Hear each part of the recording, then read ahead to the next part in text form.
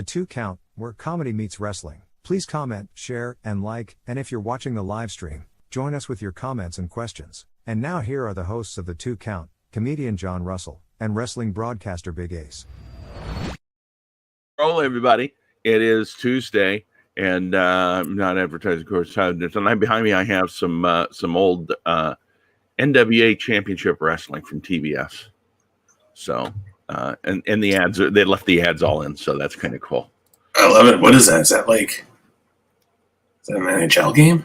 Yeah, well, it's a commercial for the NHL. Apparently, they put it on the Coors. Coors is the Coors. Coors. Coors. They do not pay us. What's up, Chris? How's it going, bro? Yeah, man. Happy holidays. Hopefully, everything's going good. Good to see you. Yeah, man. Yeah. So anyway, you were under the weather last week, and we didn't have a show. So we thank everybody that's come along for the ride this week. And this week we will be talking at some point about what we think would be good gifts for our favorite wrestlers. Yeah, we're gonna play Santa Claus, basically, right? Yeah. Yeah. We'll give them some stuff. We'll give them some good stuff. But we had a lot of stuff go on this week. That's the thing about wrestling right now. There's so much content, so much stuff going on. It's getting more and more difficult for me to keep up with it as things get busier. You know, I had a grandson's birthday party over the weekend, which made me watch TLC in a time shifted fashion, if you will, and yeah, I thought it was okay. It was a solid show, you know, considering everything that WWE's been dealing with this week, as far as like it was like the lowest rated Raw ever, and it was a go home show for a pay-per-view. USA then started kind of chirping up, being like, "Yo, we want some more like aggressive content. Like, what the hell? Like, we're not happy. Ratings cannot be this way." So there's a lot riding going into TLC and then Monday Night Raw. I think on WWE, I think there really was. I would say there's probably more pressure on them for Raw than there is most definitely. Yeah, most definitely for Raw. But you know, it was going to come down to, you know, and we saw it like with the Fiend. You know, they're going to have to do something on TLC to be like, got turn in on Monday. And what a better way to do it than just have Randy Orton kill a guy in the ring with fire? Like, I mean, hell yeah. Like, you want edgy content, USA, we're going to burn a man alive. That's what we're going to do. And then the next night, he's going to come out and talk about how I can smell it. I can smell it. The voices in my head. That was so funny. Like, his whole gimmick is, I hear voices in my head. And then he comes out last night. He's like, the voices are gone. They're quiet. And it's like, but dude, that's in your theme song. You can't say that, man. They need that shit. Like, the voices can't go away. Man, the Inferno match was awesome. Are we just gonna go into TLC right now? Yeah, whatever. Okay, we have no real format for today. So, well, I was telling JR, the production wise of how they put this the Inferno match up for this one was really cool, man. I was expecting what they usually do, because I think when was the last Inferno match? It was Bray Wyatt. It was Bray Wyatt and Kane, I believe. Yeah. If anybody knows, throw that date out there. But I'm almost positive it was Kane, Bray Wyatt, Inferno match. I don't remember the year. For some reason, I want to say like 2012, maybe? I don't know.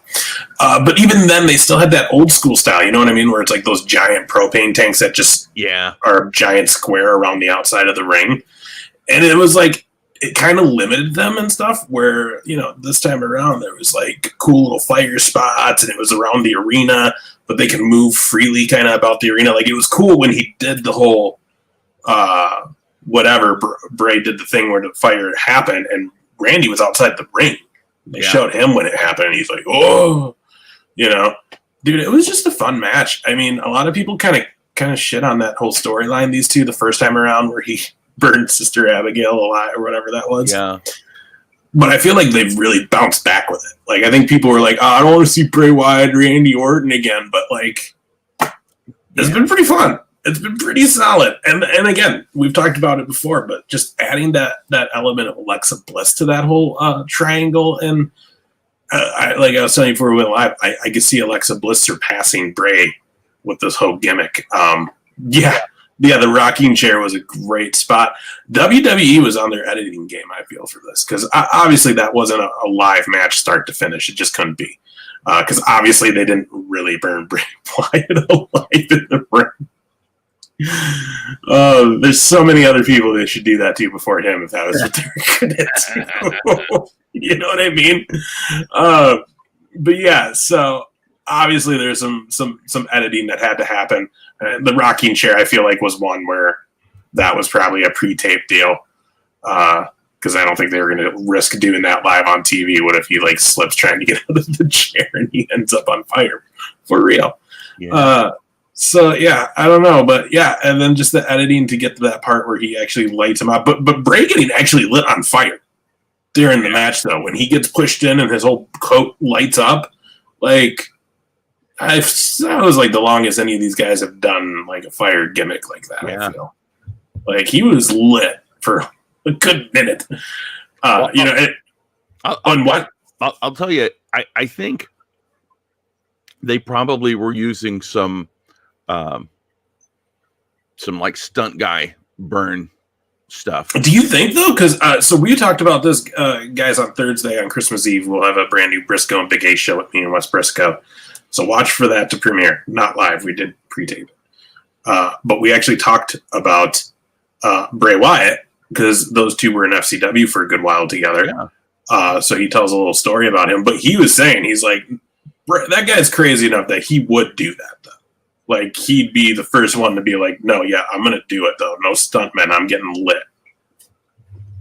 Well, I mean, yeah, but I'm not saying a stuntman did it. I'm saying he may have used more stuntman type clothing in order to do it. Oh, yeah. That's what I'm saying.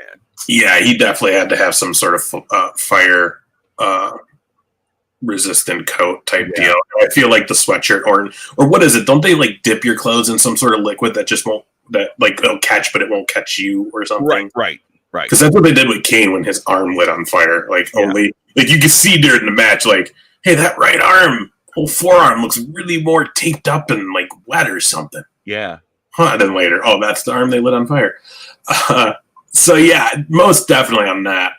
But man, that was just a solid match because no one knew what to expect either. You know? Yeah. No one knew what we were going to get out of that. I felt like the other standout match, there were two other standout things that happened. The other standout match for me was, and I was actually surprised, was Kevin Owens and Roman Reigns. I thought Owens just absolutely killed it. But I mean, I've always been a fan of his. Oh yeah, Kevin Owens is the man. Wasn't it a nice to have a TLC? Because I swear when we went to TLC 2-3 years ago, like we had one or two gimmick matches and the rest was just a straight card. And I think the year or two before that, when they were in Minnesota again for TLC, and I went when we got the Asuka debut and the last second AJ Styles versus Finn Balor match. I feel that match had one TLC match on it, and that was like it. The rest were just regular matches. It was nice to see this one. Actually, it was mainly like the gimmick match. You know, we had 2 TLC matches. We had the triple, what was it? What did we have? Well, we had a the first one was McIntyre and AJ. Right. Where Miz wanted to cash in his Money in the Bank. Right? Which I thought was a great way to get rid of that. So do you like the loophole that they found on Raw, and do you think he'll get it back with the whole I didn't actually do it though, Morrison did it? No. I mean I think they're better served to get rid of that thing for the rest of the year. I mean, for the rest, until the next Money in the Bank, they're just better served to get rid of it because they bastardized The whole thing. As much as I like Asuka, they bastardized it with the women's, and they bastardized it with Otis by taking off of him in the most ridiculous and cartoonish way. Right. They're better off to just be done with it for the rest of the year until the next Money in the Bank. I mean, that's just my opinion, but it'll make it, because if they bring it back in and all this loophole crap, it's going to water it down. It's going to make it mean less. It's going to make it stupid. Right. Make it a cartoon and a joke. And I don't think, I mean, especially given the fact we were talking about USA getting upset about the content and having it not be adult. Yeah, there you go. I mean, that if they do that, then that's absolutely not adult. That's something that a 10-year-old would think would be a great idea. Yeah, no, I just like it because it's total Miz. You know what I mean? Well, I mean, yeah, and he did a really great job of doing what he had to do, and basically be like, I know it was my fault, and we both lost AJ. I'm so sorry. Like, dude, the Miz is just so good on a microphone. He really is, man. And you think about where this guy, like, he was on MTV's Real World, and even then was kind of like, I'm going to be a professional wrestler. And here we are, how many years later, and it's like, not only did he become a professional wrestler, he's one of the top guys and probably one of the best talkers of the last 10, 15 years. And the longevity. And when you think back about, I mean, he's got some big highlights. Oh in his man, career. He really does. And that's the thing, is he still even hasn't had like a legit real title run, I feel. You know? So much more, especially with the show, the Miz and Mrs. and Miz or whatever it is. Like, obviously he is a face for the company now. Right. So you kind of wonder, is that trigger going to get pulled someday and he actually gets gold again and becomes like a babyface champ and the face of the company? He already kind of is. So wonder if that'll happen. But yeah, that was a good match though. This whole card was good. We said that. Drew McIntyre, AJ Styles. You got, like you said, Miz cashes in. Almost not really involved in the match, except for with Morrison, which was okay. I'm cool. Like, if that's how it's gonna be. Yeah. But if he all of a sudden, like, on like a random Raw gets involved, then it's like, huh? Like, he didn't get involved in a TLC ladder match for the title, but that's just whatever. But again, I'm not here to poop on anything. No, I understand what you're saying, but it does stand that if you're watching and you see the first match where AJ's the heel and he's got a guy with him and he doesn't interfere, and yet you watch the next next match, and the very first thing that happens is Jey Uso comes out and is involved. It's like there's this kind of this disconnect where you think, okay, well, why did they? I mean, and I in my head I can think I see why they didn't do it. You know, it's like, okay, they want to save that piece of work for the next match. I get that part, but it's still kind of a disconnect, because if one heel's not going to cheat, and the other one does, it's like, well, and I hope it doesn't seem like I'm shitting on it, but it's like, those are the things that fans watch, and it makes them scratch their head and say, this isn't that great. Yeah. I mean, and it's not that it isn't, and it's not that the talent's not doing what they're supposed to do.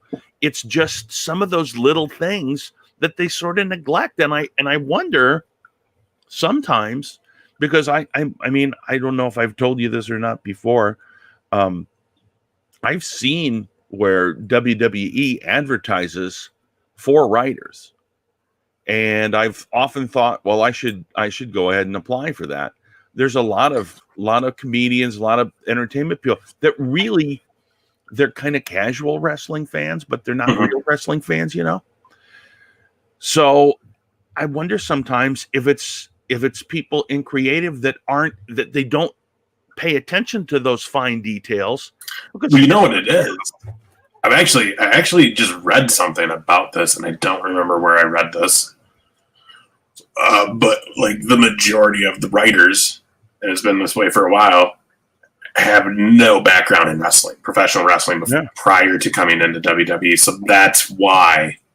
That's a good reason why. But then you also hear, and a lot of truth to it is, yeah, that's the case. But also at the end of the day, though, they're not making any decisions. There is still just one man who's making the final decision and giving everything the green light. And he's going to do it till he dies, apparently. So good on you, Vince, I guess. Whatever. Seems that way. Hey, man. But anyway. Do you, man. Do you. Just know that when you're gone, unfortunately, there's going to be wrestling fans who may be like, all right, we might get real stuff now. But, you know, it's funny because it happens in our country with not just wrestling, but it happens with everything. All right. Where you have people who are in a position of power and decision making, and things are great. And you know this from working in radio. We worked at the same place. There is a mentality sometimes that is, this is the way we've always done it. And it's never a young guy that says that. It's always a guy that's been there forever. Yeah. Don't rock the boat. Yeah. And in Vince's case, I mean, it's hard to question him other than the fact that his ratings keep slipping. I mean, people, a lot of times people say, well, yeah, why would you, if you're a wrestling fan, what do you care about the ratings? Well, it's just, and I'm not trying to put, but it's just justification that the product is not as good as it was 20 years ago, 10 years ago, 5 years ago. You know? Yeah, I do laugh at the wrestling fans who are like, the ratings don't matter. And while I'm someone who I'm not going to compare the ratings just because, again, I like it all. Dan, what's up? Hey, Dan, you're absolutely correct, Dan. That's a great example. Exactly. Of another. But yeah, like you said, I mean, coming from a broadcasting background, ratings are a factual thing to prove. Are you being successful or not? Mm-hmm. And so as a wrestling fan, yes, you don't have to care about, WWE versus AEW ratings. But as just a wrestling fan, when you hear that a major network is telling them, hey, man, this isn't where you're supposed to be, change it around. We don't like this. That's where you have to start to worry. And yes, it's WWE. It's a major company. No one's safe, though, if no one's watching. So just keep that in mind. So, again, also the people who complain about WWE's stupid net. Yeah, a lot of it may not be great, but it's also better than not having any wrestling. So, yeah, it is what it is. The next match that happened at TLC was Sasha Banks versus Carmella. I like Carmella. I just don't see her as top of the roster for the women's division. So her having a title on her, just yeah. So here's the thing I always thought about Carmella. She's very good, very entertaining. I loved her with R-Truth. I loved her with Enzo and Cass. She's not as talented a wrestler as the top girls. But there's something else about her that is I don't know what exactly put my finger on it. She's not like mid. She shouldn't be stuck in mid card. They just haven't found, like, to me the gimmick doesn't fit. Like the Jersey, whatever she was doing with Enzo and Cass, that seemed to more really her. Some of it, the R-Truth stuff seemed more like her just having fun. Yeah. Now you have her, like, I get it. She's trying to be a heel, but it's not really coming across as like she's a heel. It's just kind of like you're just kind of like a diva. Yeah, and honestly, I've always felt like wherever they put her, she does a good job. Yeah, definitely. She does a very good. She's one of the most. To me, she seems like she's one of the most adaptable people that they have, because whatever they have her do, she does great at it. But they just haven't really found a good spot that would propel her up. You know, well, get your job as a WWE writer, and you can help the girl out. No, I wouldn't do that. And if you get that, here's the one thing that I saw during this match, though, that I did be like, come on, like, we should be better than this. It's right, you guys, come on. She was selling like a back breaker, like a back stretch hold on Banks. Carmella was submission hold where she had the knee in the center of Banks's back and she was pulling her arms from behind. Oh yeah. She just didn't sell it. She just sat there and smiled. She wasn't wrenching. She wasn't pulling. She wasn't making anything with the face. And because of that, it was so easy to tell that there really was no stretch. Like, she was literally just holding up Banks's legs. And because she didn't sell it, it was like we were just holding her, where all you had to do was just wink one eye and turn your arm a little bit, and you look like you're gonna. And again, this is something that's old school that we're not seeing as much anymore, and it's a problem. You may have heard JR talk about some of this stuff recently, and it is though. But this is where you lose the psychology and the storytelling of a match. And that's again that's what I'm saying. It's one of the things as a wrestler, she's not as good at that as Asuka or Becky or Charlotte. But she's definitely improved, though. Oh, yeah. From like a year or two ago. So, who's to say in a couple more years she may not be at the point where it's like, all right, go for it. Whatever. It's going to be real interesting to see who some of these women roster girls are that we're going to see pop up that have been there for a little bit, Yeah, definitely. But, yeah, so Sasha Banks wins the match, obviously. It's just, is she the best female talent on the roster for WWE right now? Sasha? In the ring?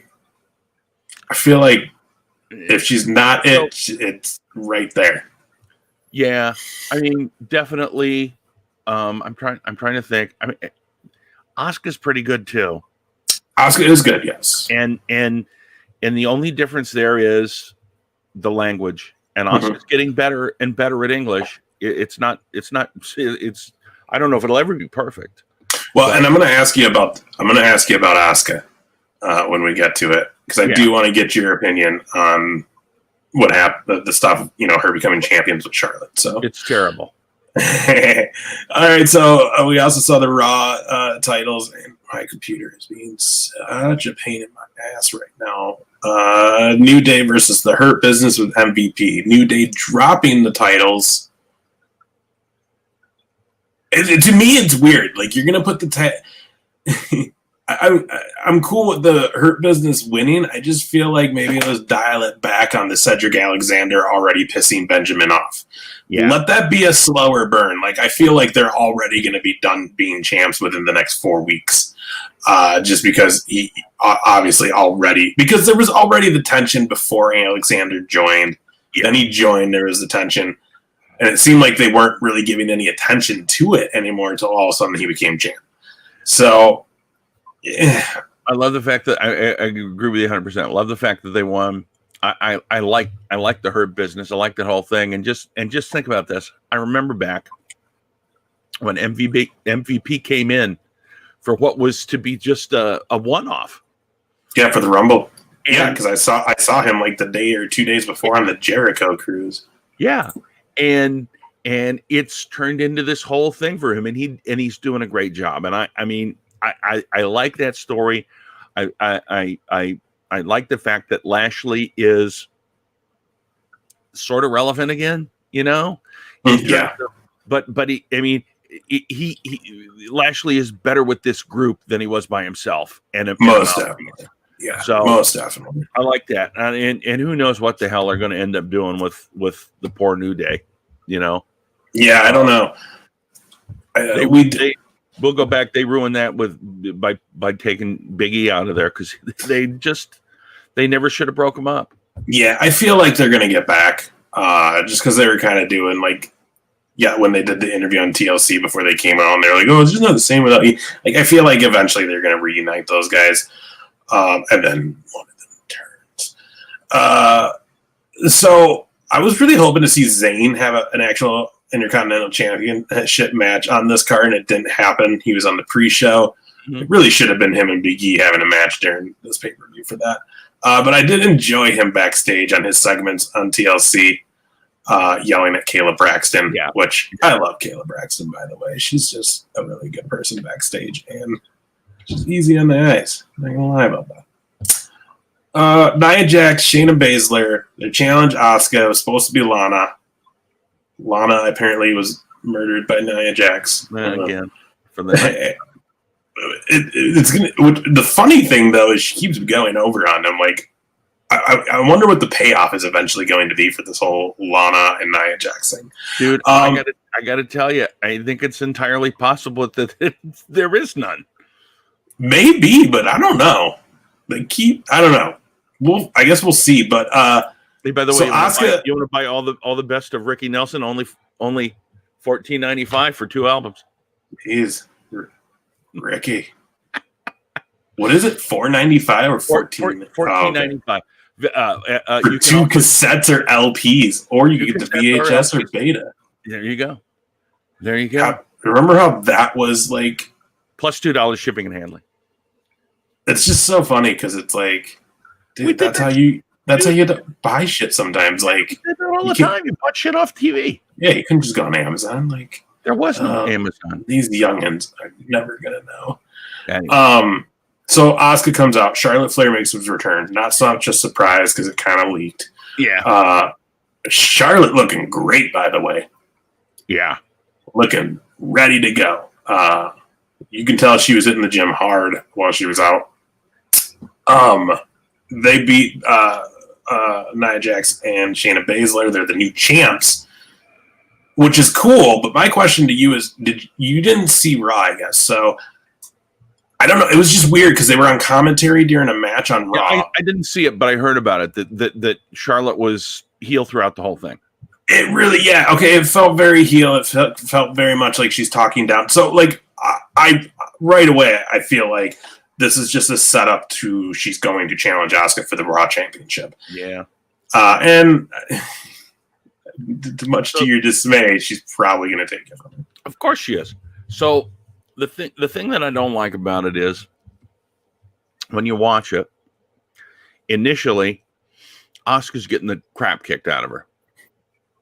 And it's almost like they wrote the whole match around Charlotte,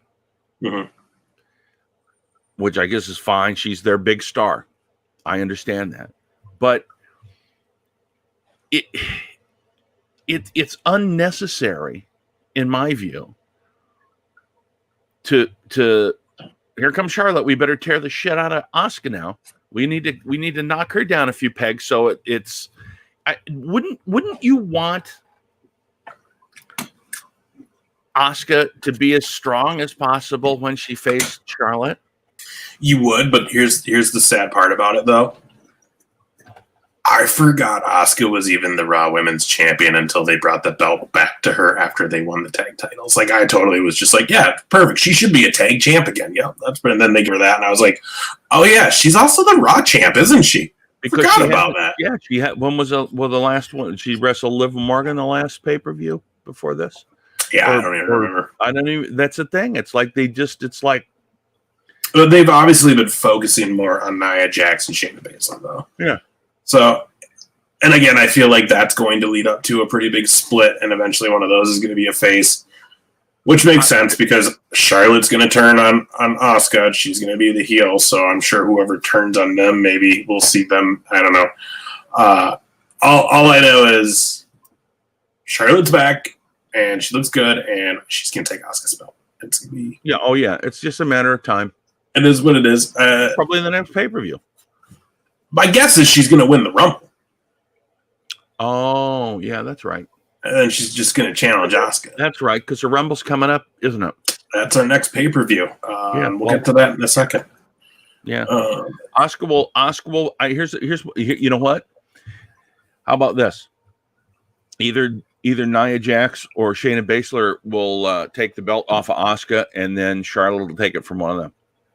Could possibly be. Because honestly, Charlotte's in that spot where it doesn't make any difference whether she's wrestling a heel or a face. It's just, she's going to be the uber heel, and she's in that spot where It's almost like Roman Reigns to a degree, where people either absolutely love her or absolutely hate her. Yeah, most definitely. Yeah, and they've been pivoting it, so it's like she could have a thing with Nia Jax too. So they can kind of go one or two ways. So Universal Championship TLC match: Roman Reigns, Paul Heyman in his corner, Kevin Owens, Austin J. Uso in his corner, and man, again, stellar match. Kevin Owens is a wrestling god. Yeah. Sorry, JBL, you're not it anymore. And I'm not a Reigns guy really, and you know that. And again, I'm still like, just the whole family gimmick and head of the family table was beautiful when he was actually wrestling his family. Yeah. Now that it's not his family, it's just like you can't. Yeah. You can't tell Kevin. You acknowledge me. I am the head of. Yeah. And then on top of that, like, why does he talk to himself in the middle of the matches so much now? Yeah. Like 4 different times during the match, he'd go to the corner and just start. He's showing him again. He's just, you gotta do this. You gotta win. It was like he's freaking Rocky, like in the ring. Yeah, he's a mumble. You know, it was just like whatever. But that aside, I mean, man, those two went to town. They made each other look great, and I mean, that whole match really did make Kevin Owens just look so tough, even though he lost. Made him look so. Like, if that doesn't relay into an actual title run for him here down the line, then unfortunately it's another moment of WWE missing the boat. I'll tell you what, if they have him, and again, I didn't get to watch Raw, but if they have, it doesn't make any difference. They're on SmackDown, right? If they don't have Team Blue, if they don't have Kevin Owens do something, if this was just a one-off, I'm going to be pissed. Well, they have the rematch going down on SmackDown this Friday, which it's taping right now, guys. It's on right now. I guess there's spoilers already coming out, too. I guess people are getting pissed online.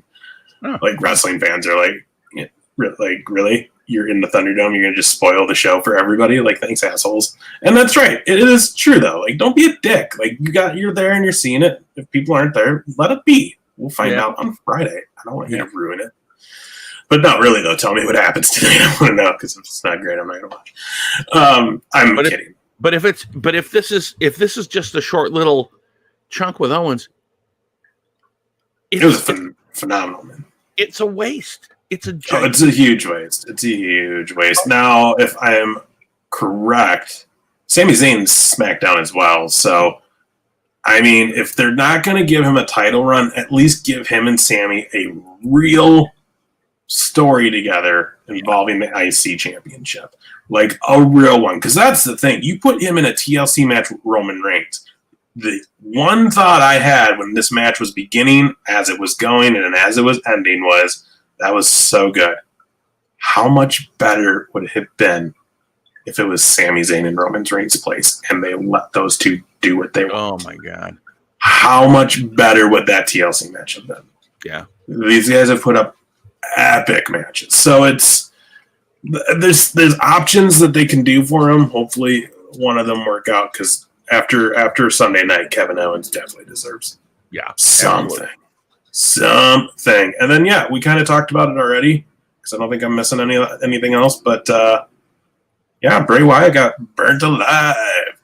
And again, it was a great match. It really was entertaining. I was worried it was going to be super cinematic, especially at the beginning when there was no fire for the first few minutes. And I was just like, so they're going to just drop through like a door like they did with Cena and him, where it's like something like, but no, it was perfectly well done. And it was a lot of fun. That sets up for the next pay-per-view. That's Royal Rumble. We don't need to get into it. The only question I'll ask is, do you think they'll have fans? I'm kind of with you. I don't like it. I don't think they are. I mean, here's the thing: we're close enough with all this, and I go back and forth on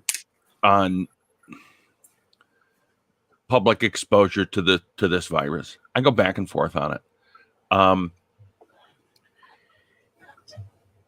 we're to the point now where we have a vaccine. We have 2 vaccines. We'll probably, by the time the Royal Rumble comes around, we'll probably have at least 1 more, if not 2 more. It doesn't mean that we're safe, certainly, but clearly there are people that, as we've seen with AEW, people that are willing to go to the show and be socially distanced. I just think that WWE has faced so many issues throughout this whole COVID thing that I don't think they would risk it. And that's a shame because that's on them. Absolutely. Because, you look at AEW and they've done pretty well about the whole thing. Yeah. So, yeah, I don't think they will either. I'm hoping we get a different announcement soon, but even just let people in down there. Like, man, the Royal Rumble is such a match that it loses its feeling with no crowd. No one counting. You have any surprise entrance or any big returns or anything. There's no reaction, and the pipe noise works for now, but it's not going to be the same during a Royal Rumble match. So I don't know. I wish they'd kind of pull it, and you don't have to let a lot of people in. You're in a freaking baseball stadium of right now, so I mean. You can literally just let in a few hundred people and make it look like they're there and distance them, but at least it's enough that the cameras are going to pick up real crowd noise. I mean, look what they're doing with NXT. I mean, that little bit of crowd makes that place look like it's rocking. Oh, yeah. So yeah, I don't know. Anyways, that's TLC. It'd be great if they did. Yeah, for sure. So that's TLC. A lot of cool things. And like I said, I felt Monday Night Raw wasn't stellar by any means, but there's some things going on that made it somewhat interesting. I actually watched it, and I haven't watched the last few weeks, so we'll see what happens. So should we do Santa stuff and then, or do you want to talk like some AEW and then do that? Let's do Santa stuff and then we can do AEW at the end. What do you think? Yeah, man. Do you have anything? I know this was it was the last minute. So. This is my, and you can make comments if you like, my Christmas gifts to wrestlers. If I was Santa, I would like to have, for Bobby Lashley, someone to just call him Bob again. For Billie Kay, I would like a pull string of her greatest lines. Also, let her break up with her current tag team or whatever the hell they got doing with her. So, I mean, think about that. Why would you break up a tag team to put them both in inferior tag teams? Especially when it feels like they're both going to just get back together. Yeah. I mean, ultimately, hopefully. I don't think so, though. I do think Peyton's going to eventually get her own push. I agree. I mean, that's what they want to do. But it's just a shame they could. Dude, I get it, because the backstage segment with Asuka and Billie Kay on TLC. Yeah. Was hilarious. Dude, when she's like, I speak Japanese, and Asuka just goes off, and all she does is I died laughing, dude. I died like that, dude. Billie Kay, and I said it on Twitter that on Sunday. I was like, she's the most entertaining person on the roster. By far the most entertaining. Anytime she's on the screen, I am smiling, and she makes me laugh my ass off. And she's not horrible when she's in the ring. No, she's one of the funniest people, and I don't know if that's. I mean, I just feel like it's a natural, because if you've seen some of the stuff that they did away from WWE, she's just naturally hilarious. I literally was watching TLC during that thing with Asuka and was like, she's like the only woman or person in the wrestling industry that I'm watching. Sorry, Dolph Ziggler. That I was like, I bet she would probably be able to put like a solid 10, 15 minutes together to do stand-up. Oh, easy. And it would be hilarious. Yeah, absolutely, easily. All right. Next on my list, for Cody Rhodes and Jon Moxley, a copy of the book, Teach Your Baby to Get Color Before Preschool. Nice. The tools likes to breed. Breed. They likes to breed, and they like to breed. Yeah. Well, they do. Yeah, actually, they both like to breed and bleed. This is correct. At the same time. It's crazy. At the same time. It's crazy. Bray Wyatt, more fireproof gear. Lana would get a softer breakaway table. For the Dark Order, I would give them a Hangman Page. I was going to say, I'd just give him a Hangman. There you go. There you go. I don't know if you watched the latest BTE. It's freaking hilariously funny. And let's see. For Jericho, this is probably more for me. I'd like to see him beat the hell out of Sting. For Miro, I'd like to see a squash match against Marco Stunt. Miro would throw him all over the ring. And also, he gets a secondary gift. His wife can just stay at her day job. I would like to see Thunder Rosa get the AEW championship. Yeah, I feel like that's happening. I think it's coming. I don't, but I think they got to get by the Britt Baker and Thunder Rosa's stuff first. Which I love. Here's the interesting thing about it. I went through all the rosters today, looking at stuff, trying to think up smart stuff to say, and I really didn't have any.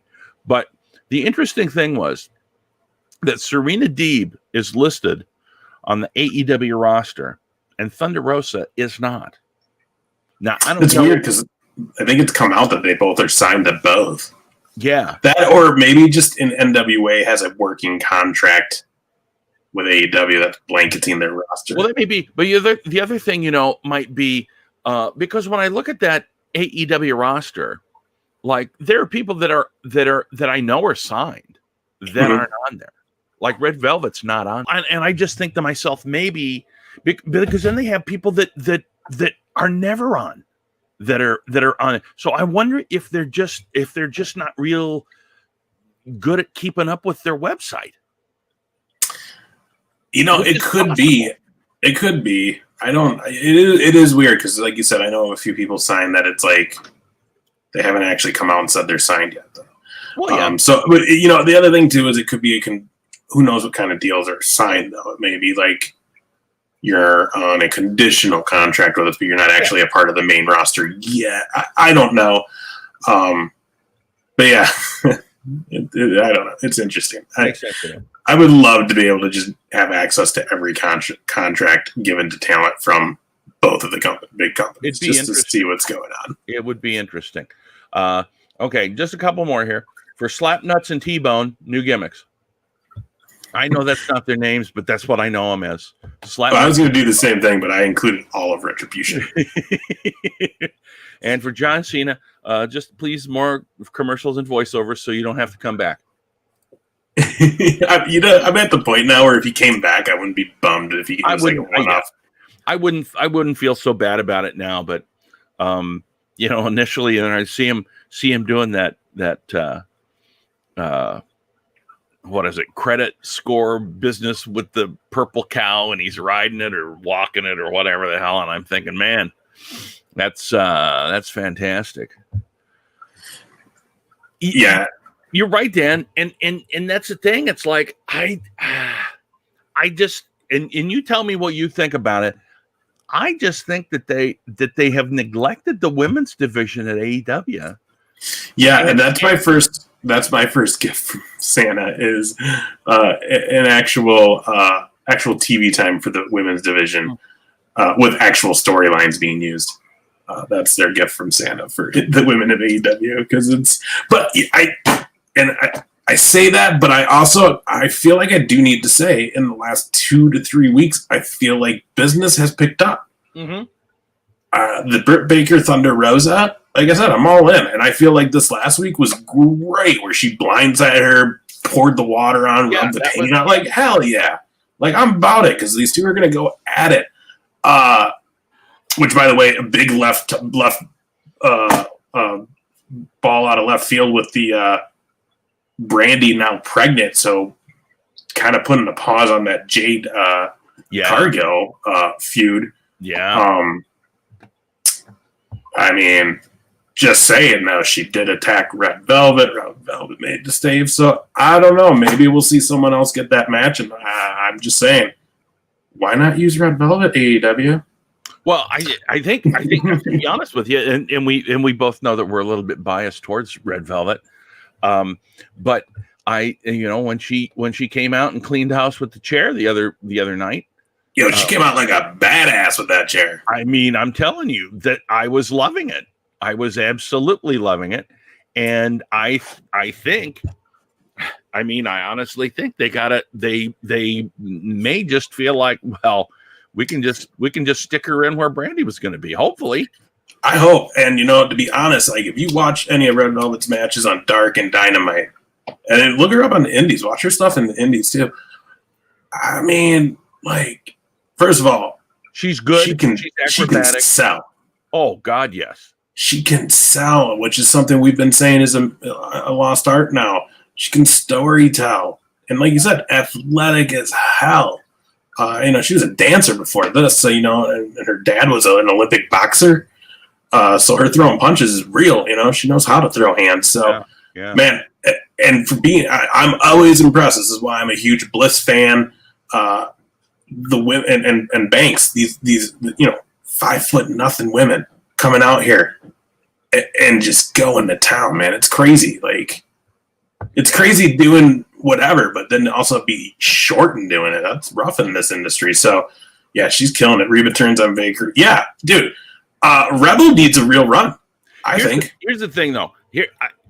So as much as I am entertained by Rebel, I don't feel like she's a great wrestler. I mean, she's not super. I mean, she's not. I wouldn't say she's great, but I think she's also been at it for a while, though. Too. She's been in the Indies for a while and stuff. Yeah, but here's the thing.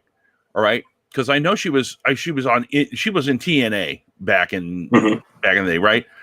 Either former Dallas Cowboys cheerleader. Right. And but here's the thing. I don't know if she's had children and become slower, or I don't know about her personally, but it just looks like she's real clunky now. Well, I feel like she hasn't been wrestling though. Like, I don't even think because I don't think she was brought into AEW to wrestle. I think she was brought in. I think she was brought in as like a makeup artist. Yeah. Or something, and then it just worked out. Something right. I will say this. The every once in a while they pop up the thing with Britt Baker, and she has the guest. Did you see the last one where she had Dustin Rhodes on with her? Yeah, the waiting room. Yeah. Good God, is that funny? It's a funny show. And the only thing that ruined that was Marco Stunt. I don't know why I hate Marco Stunt so much, but I do. Well, wait, but was that I thought it was funny because when he was singing that song.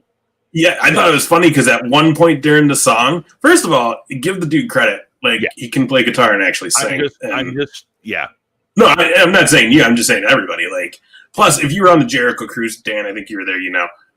Like he performed twice with Fozzy, and it was a lot of fun to watch. So, which is why there's that running joke on like BTE. Like, or maybe it was Guevara's YouTube. He sang with Fozzy, right? What was funny during the song bit, though, is there was one part where you saw Britt next to him dancing by the stage and, like, tried to sing with him, like, one word. And in the middle, he just didn't even stop. Just, don't do that. And I just laughed my ass off. I was like, oh, my God, he just busted her, and then she did it at the very end. I'll tell you, that whole show, I wish they would do more of those because that's... Well, that's my question. And I know we're already getting close to an hour, and I haven't done any of my Santa stuff. Mine was going to be more top of my head, though. We'll get there. Don't worry. It doesn't even really matter because we're basically just talking AEW now.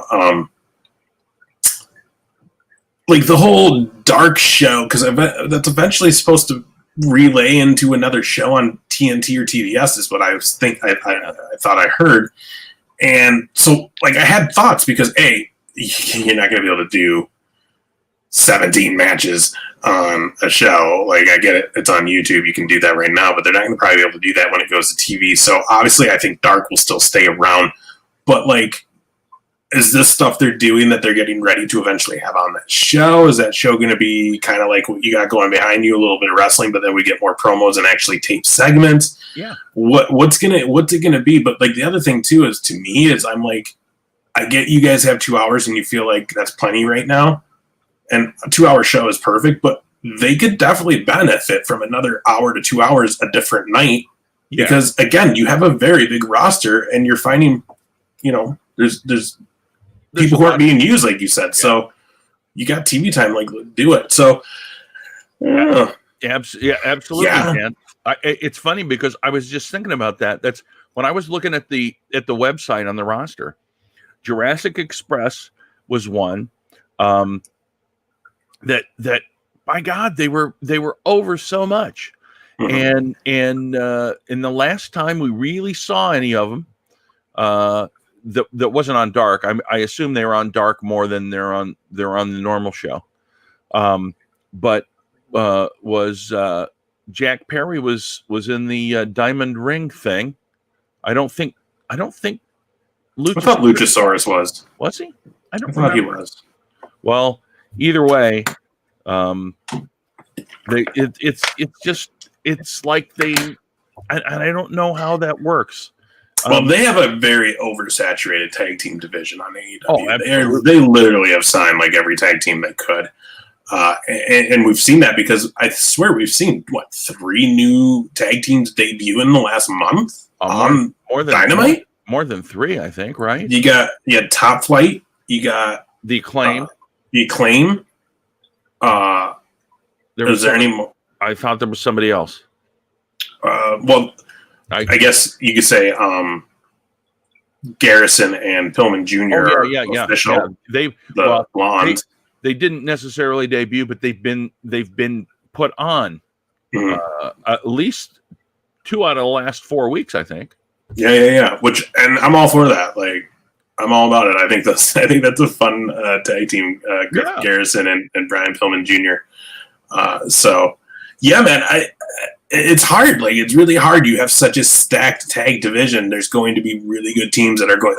And Helico and what's his name? Jack Evans. Jack Evans. I mean, until just the last few weeks, they were gone for a while too, and they're one of the best on that roster. They're great tag team. They're in terms of underrated tag teams. They're underrated as far as I'm concerned. Yeah, most definitely.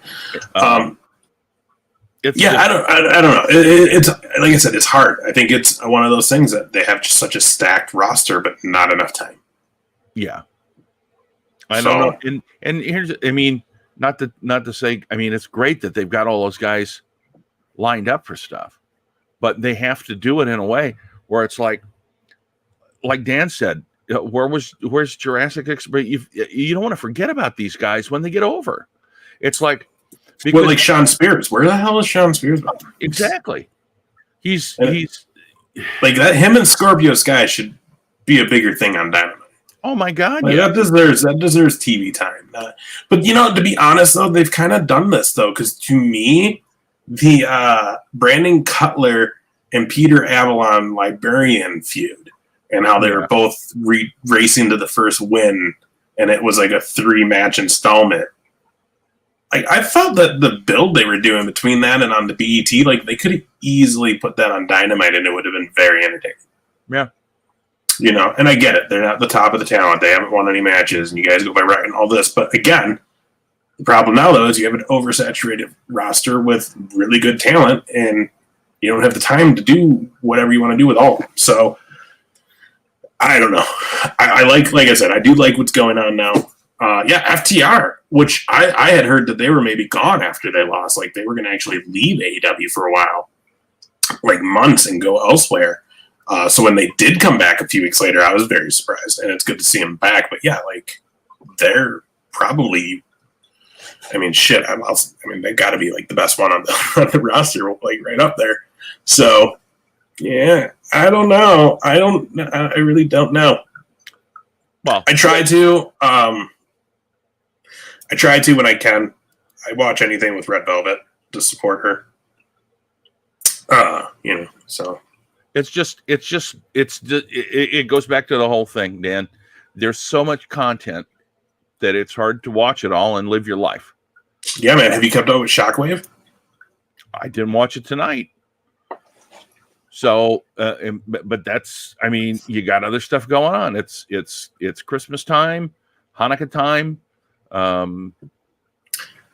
There's stuff going on, and I'm I don't even. I have when you have family things to take care of, or you have work things to take care of. You just it's right. out of my head. Out of my head. Yeah. No, it's a crazy busy time. So with that though, happy holidays to everybody and Merry Christmas, since we won't see you till after the Christmas holidays. So thanks for hanging out with everybody.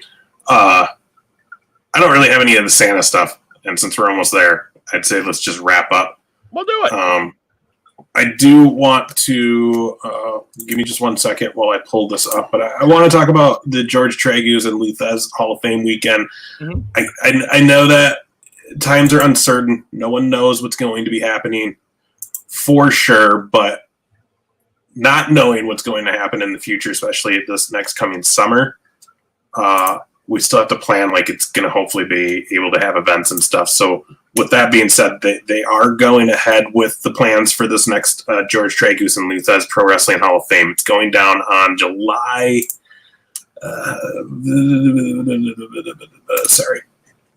Stop with the clicking. July 15th through the 17th in Waterloo, Iowa, at the National Wrestling Hall of Fame in Waterloo, Iowa, the Dan Gadel Museum. You go there every year. I've been there like 6 years now. This is actually where I met Wes Briscoe and Jerry Briscoe for the first time. This is where I actually became good friends over going to this thing over the years with Wes Briscoe, and where the actual Briscoe and Big A show began. The very first show was recorded in the hotel in Waterloo with me, Wes, and Brian Cage in a hotel room with 3 microphones. That's how it all began. So, so they're doing during the month of December, they do like a 12 days of announcements. So they're doing that right now. So just so you guys know, again, we don't know what's going to happen, but we're going to plan like it's happening and that everybody's going to go. So I'm going to promote it like that is the deal. And again, it's going down, I told you, the 15th through the 17th.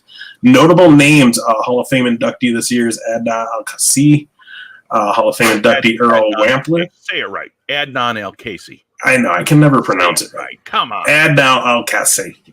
See, I can never say Adnan. It's so easy. I can say Adnan. It's the last name. Al-Kassi. Al-Kassi. It's like Casey's General Store. El Casey. It's like you're part Spanish. It's like you're saying, where are you going? El Casey. I know, but I don't see an E. I see an A. That's why it messes with me. It doesn't make any difference what you see. Whatever. He's a heel. Screw it. Actually, is he from around here? Maybe, or I don't know if he's from around here. He was big in the AWA. I feel like I know somebody who was like, "Hey, my friend's dad used to be a wrestler, and he wants to sell a bunch of his old gear." And he sent me pictures of it, and it was his. Oh. And I was like, "Give it to WWE. Like, they probably will take it. Like, that's stuff from like him and Slaughter and Sheik doing the oh yeah, the Iraqi stuff. You know what I mean? Like, it was like that's. Oh God, yeah.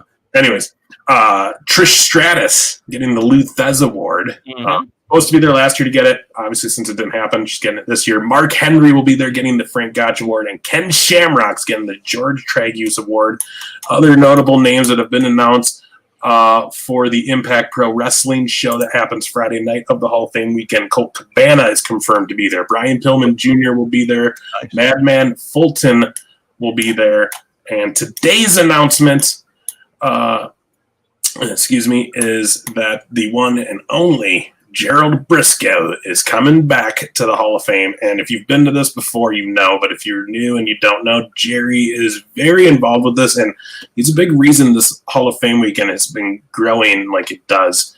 And if you haven't been there, you need to go. JR is coming this year, and I cannot wait. You're going to have so much fun. So Jerry's going to be there. Of course, also means he's bringing a friend, because Jerry holds hashtag for this Hall of Fame weekend is hashtag bring a friend, and he's bringing Thunderbolt Patterson back with him. So Thunderbolt's going to be in the house with us, and of course that means Wes Briscoe is coming. He'll be at the Impact Pro Wrestling show wrestling. And it was also announced that we will be doing a live edition of the Briscoe and Big A show during the Hall of Fame weekend live. We'll have some special guests. One of them we've already got confirmed. We'll announce it when it gets announced. And then as we get more figure out who our other one or two guests are going to be, and we lock them in, we will make those announcements on the Briscoe and Big A show. But $100 before the end of the month for an all-access pass gets you everything. The welcome party Thursday, all of Friday's events, all of Saturday's events, including the Hall of Fame banquet. $130 after the 31st of this month. You can also buy just tickets at the door for the show Friday night. And you can just kind of show up at the museum and I think pay an entry fee to go to some of the panels and podcasts and stuff like that day too. If you get the whole access pass though, the cool thing is there's like 3 wrestling shows on Friday. Wow. There's a tryout basically, or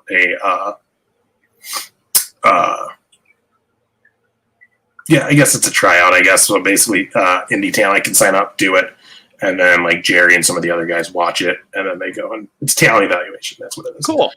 But if you have an all-access pass, you get to be in the crowd for the talent evaluations and watch those, which are always fun. Then they do the tournament matches, and then Friday night's the big actual IPW show, which more names are going to be announced. So that'll be a lot of fun. And then Saturday, just a bunch of cool things at the actual Hall of Fame. Panels, discussions, memorabilia, meet and greets, podcast, and then again that night the big banquet where you get to watch all these people get honored, have a good meal, have some drinks, and you just get to meet some really cool people. I've made very good lifelong friends at this thing. One of them is a good friend of our show, Zach Takes. I can never say my boy's last name right. I'm horrible at names. How did John L. Casey? How did I make it in radio when I can't read names? It's so crazy. You can't read shit. Did you write it? Did you sound it out? It's just so weird. I just, how did I do that? How did I get a job reading shit on radio? And it's like, I can't read. They must have not anybody else. Hey, you worked for the same company there, bucko. I'd watch out. That's what I'm saying. But yeah, our boy Zach, who's been on the show, is one of the great guys that I've met down there. This next year will be, we're going to remember the Zig Man as well, since he'll be the first one he won't be with us for. And it's just a great, great weekend. If you're in the Midwest, if you're, I'm 2 hours from there, you're about 3.5, you know what I mean? Like if you're within Minnesota, Wisconsin, Iowa area, and you're within hours of this, well worth the money to come. Stay the weekend. You're going to meet, everybody's accessible. If you come, you're going to meet Trish Stratus and get to talk to her. If you come, you're going to meet Mark Henry and get to talk to him. If you come, you're going to meet Jerry Briscoe and get to talk with him. You'll probably get to have like a beer with half of these people. Very just easily accessible people. You're going to ride the elevator with half of them going to and from all the events. It's no event like it. You go to a lot of these things, everybody's guarded from you. You got to stay away from all the talent. This is not like that. This is like a really just cool celebration of pro wrestling. So come as it's planned. Come again. We'll be there. Wes and I will be doing the live, and it'll be our anniversary show. It'll be our 3rd anniversary show. So beautiful. That'll be a lot of fun, and you'll be there. A lot of cool other people are going to be there. We'll have cool video. We're going to have a lot of content as long as this happens come July for the 2 Count YouTube channel, because we'll get a lot of cool stuff filmed. We'll get a lot of cool things done. This was always our plan, by the way. Yeah, man. So it's going to be in the nuggets by the COVID. Oh, dude, I know. You guys have no idea how excited we were to be like making vlogs of just us going to all the indie shows in Minnesota. And then there's no indie shows. It's just like, damn it. But as soon as they start them up again, we will be out there masked up and everything. We still owe PD Brown a shirt. It's in my closet. Yeah. What's up, big saggy minge? Anyways, thanks for joining. Yeah.